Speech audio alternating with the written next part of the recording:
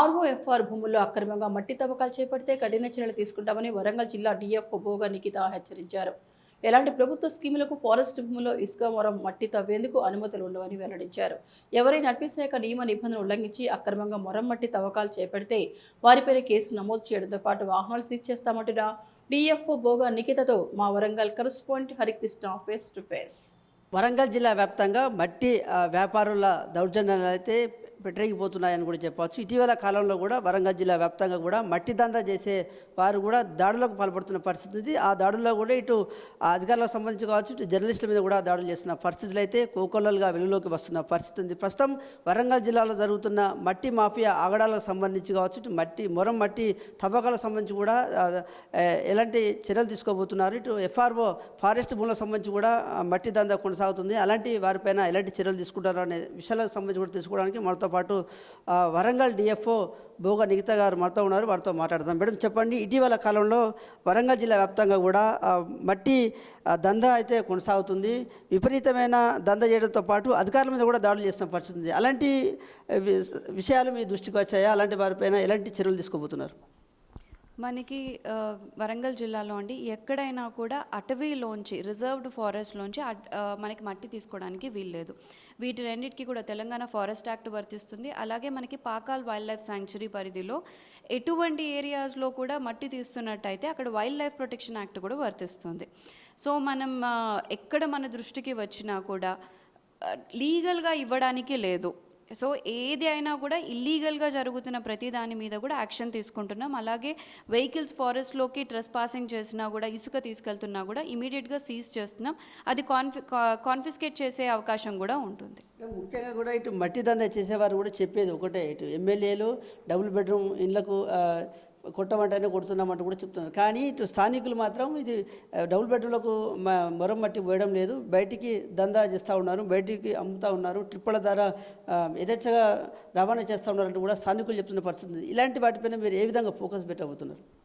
ఒకటండి, ఫారెస్ట్లోంచి ఏ స్కీమ్కి కూడా ఇవ్వడానికి లేదు కాబట్టి అన్నిటికీ ఒకటే చట్టం వర్తిస్తుంది.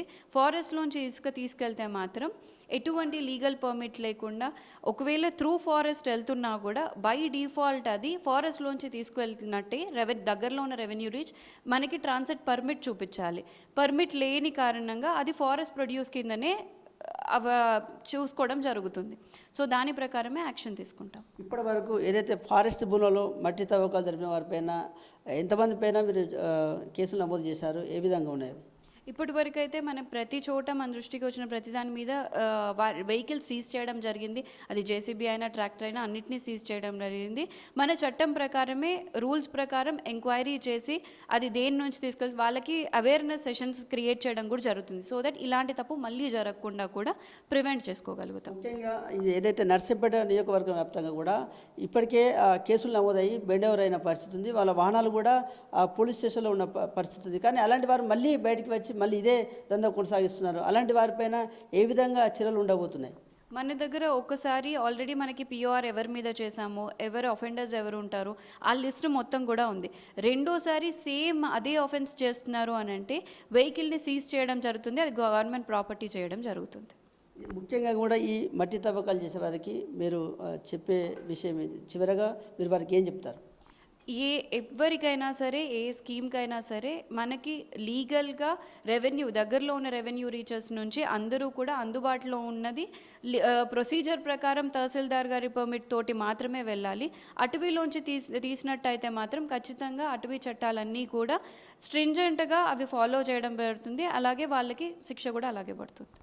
ఇది ముఖ్యంగా కూడా ఏదైతే మట్టి తవ్వకాలు పాల్పడుతున్న వారంతా కూడా ఇటు ఫారెస్ట్ భూములకు సంబంధించి కూడా అనుమతులు ఉండవు. ఎవరైనా కూడా ఇటు ఫారెస్ట్కి సంబంధించిన చట్టాలను విరుద్ధంగా ఎవరైనా ఈ తవ్వకాలు జరుపుతామంటే వారిపైన చట్టరీత్యా చర్యలు తీసుకుంటామంటూ కూడా చెప్తా ఉన్నారు. ఇప్పటికే ఇటు పలు కేసులకు సంబంధించి కేసులు నమోదైనప్పుడు కూడా వారికి అవగాహన కల్పించే విధంగా కూడా అలాంటి కార్యక్రమాలు కూడా చేస్తామంటూ కూడా చెప్తున్నారు. ఇటు అవసరానికి సంబంధించి మాత్రమే, ఇటు ఇంటి నిర్మాణానికి సంబంధించి కావచ్చు, ఇంకేమైనా అవసరానికి సంబంధించి మాత్రమే ఇటు రెవెన్యూ పరిధిలో ఉన్నటువంటి భూములలో మాత్రమే అనుమతులు ఇస్తారు. వాటి నుండి మాత్రమే ఇసుక కావచ్చు, ఇటు మొరం లాంటి మట్టిని కూడా తీసుకువెళ్ళాలి తప్ప ఫారెస్ట్ భూములలో ఎవరు కూడా మట్టిని తీసుకొని వెళ్ళవద్దు. ఎవరైనా ఫారెస్ట్ భూములలో మట్టి తవ్వుతా మాత్రం వారందరిపైన కూడా ఏవైతే అటవీ శాఖకు సంబంధించిన చట్టాలు ఏవైతే ఉంటాయో ఆ చట్టాలను అనుగుణంగానే ఇటు కేసులు నమోదు చేస్తామంటూ కూడా ఇటు వరంగల్ డిఎఫ్ఓ నిఖిత గారు చెప్తున్న పరిస్థితి అయితే వరంగల్ జిల్లాలో ఉంది.